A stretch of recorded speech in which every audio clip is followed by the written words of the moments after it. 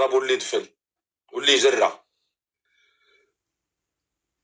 عندكم بنات والله ما تخرج من هاد الدنيا تشوف هذاك الشيء اللي درتيه لبنات الناس يدار لبناتك لكبتك.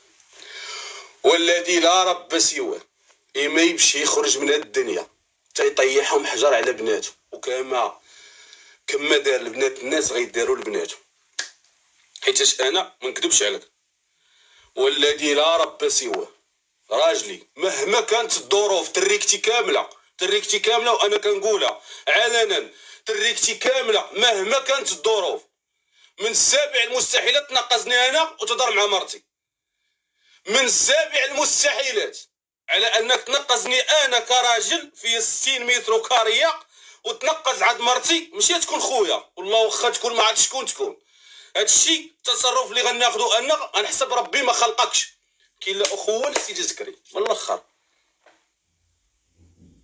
ايمان ما قلت لك انا ايمان ما كاين حتى واحد غينصحها. انسانه عارفه اش كدير مزيان، انسانه ناضجه، انسانه كما قلت لك ما اثروش فيها عائلته، بالعكس اللي اثر فيها هو انسان اختار يضحي بها.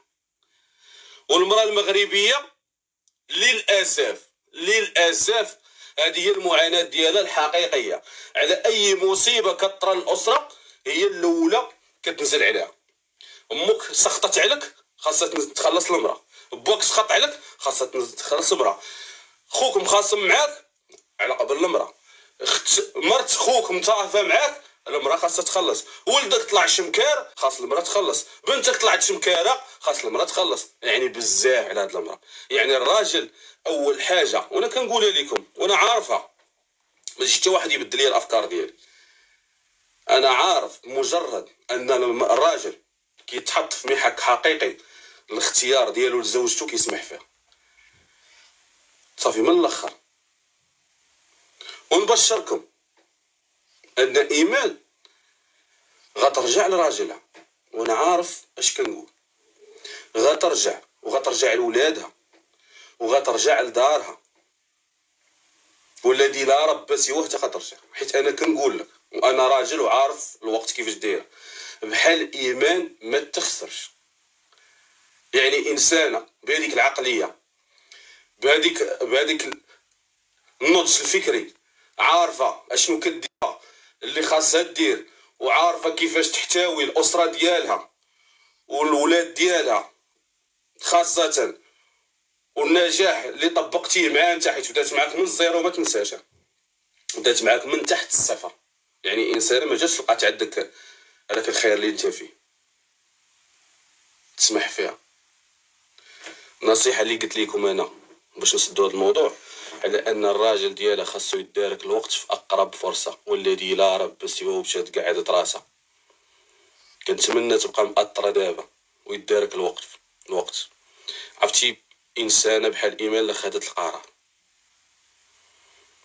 صعيب انك تقنعها من بعد.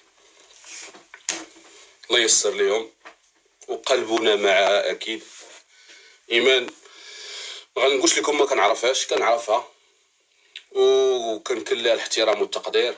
انسانه عندها محتوى زوين، والغريب في الامر ان المحتوى اللي كدير كيبان انها كتحترم الراجل ديالها بواحد الشكل كبير وانتم عارفين.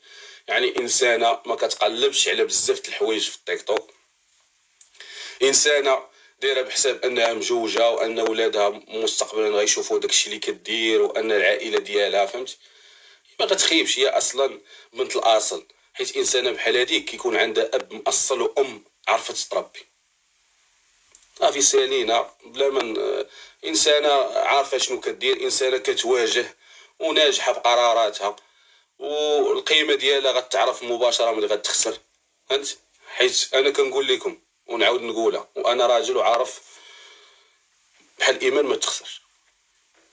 نقطه النهايه الله ييسر لكم واحلى تحيه لكم، وكنتمنى يا ربي في هذا النهار يحضر الناس اللي يدخلوا بخيط ابيض،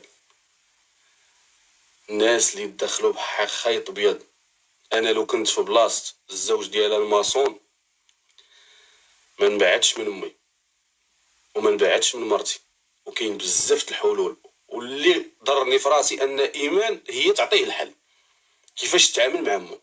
انا اللي خلاني استغربت لو كان غير تشاور معاها تعطيه كيفاش يرضيها هي ويرضي مو. يعني فين ساكنه بعيده عليا نقربها ليا في السكن، نجيب لها خدامه للدار، نجيب لها وحده فلاش ديالها اللي تونسها، نجي نطلع عليها انا يوميا.